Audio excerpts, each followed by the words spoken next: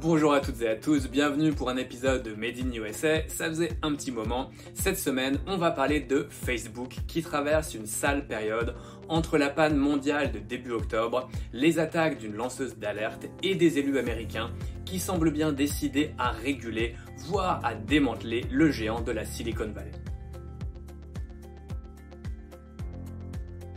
Les profits avant la safety. Frances Haugen, la lanceuse d'alerte qui a témoigné devant le Congrès américain, a accusé Facebook de privilégier ses bénéfices à la sécurité et au bien-être de ses utilisateurs.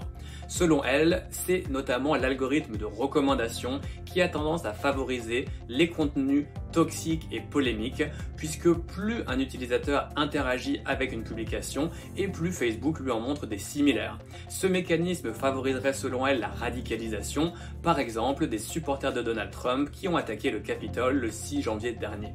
Ce n'est pas tout, Frances Haugen a emmené dans ses valises des documents de recherche internes à Facebook qui montrent que le réseau social est au courant qu'Instagram peut faire empirer les problèmes d'image de soi et les troubles de l'alimentation, notamment chez certaines jeunes adolescentes. Et selon elle, Instagram ne fait pas grand-chose pour régler le problème. Face à la grosse polémique, Facebook a annoncé que son projet d'Instagram Kids pour les enfants de 10 à 12 ans était pour l'instant mis en pause. La principale option recommandée par cette ancienne salariée de Facebook est de réguler les algorithmes, qui sont jalousement gardés comme une boîte noire par Facebook, comme c'est le cas chez TikTok ou YouTube. Alors réguler les algorithmes, ça veut dire quoi? Ça veut dire par exemple obliger Facebook à proposer par défaut un newsfeed en montrant tous les posts par ordre chronologique sans avoir des algorithmes qui décident ce qui intéressera l'utilisateur.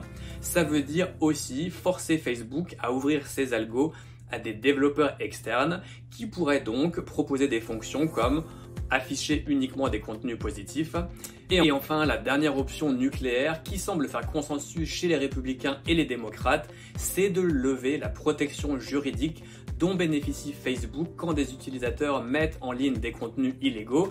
Alors ça serait de lever cette protection au niveau des algorithmes, c'est-à-dire que si Facebook montre à nouveau une tuerie en direct comme ça avait été le cas en Nouvelle-Zélande, les utilisateurs pourraient traîner Facebook en justice. On l'a vu début octobre, avoir les 4 principales plateformes Facebook, Messenger, WhatsApp et Instagram entre les mains de Mark Zuckerberg pouvait en cas de problème priver des milliards d'utilisateurs de leurs moyens de communication. C'est notamment pour cette raison que l'an dernier, le gendarme de la concurrence, la FTC, a engagé une procédure antitrust contre Facebook en recommandant le démantèlement de WhatsApp et d'Instagram.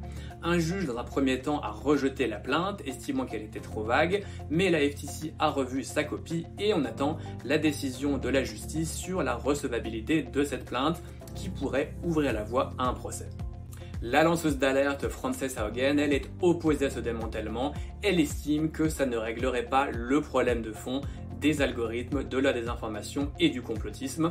Elle suggère de forcer Facebook à s'auto-réguler. Pour cela, elle a transmis tous ces documents à la justice des 50 États américains. L'idée, c'est d'attaquer Facebook de tous les côtés. C'est la stratégie qui avait été employée avec succès contre l'industrie du tabac. Alors verra-t-on un jour un message imposé sur la bannière? Attention, l'abus de Facebook peut nuire à la santé, on n'en est pas là, mais on suivra ce feuilleton, ce bras de fer judiciaire au cours des prochains mois dans Made in USA. Je vous souhaite une très bonne journée, soirée ou un week-end selon l'heure qu'il est pour vous et je vous dis à la prochaine fois.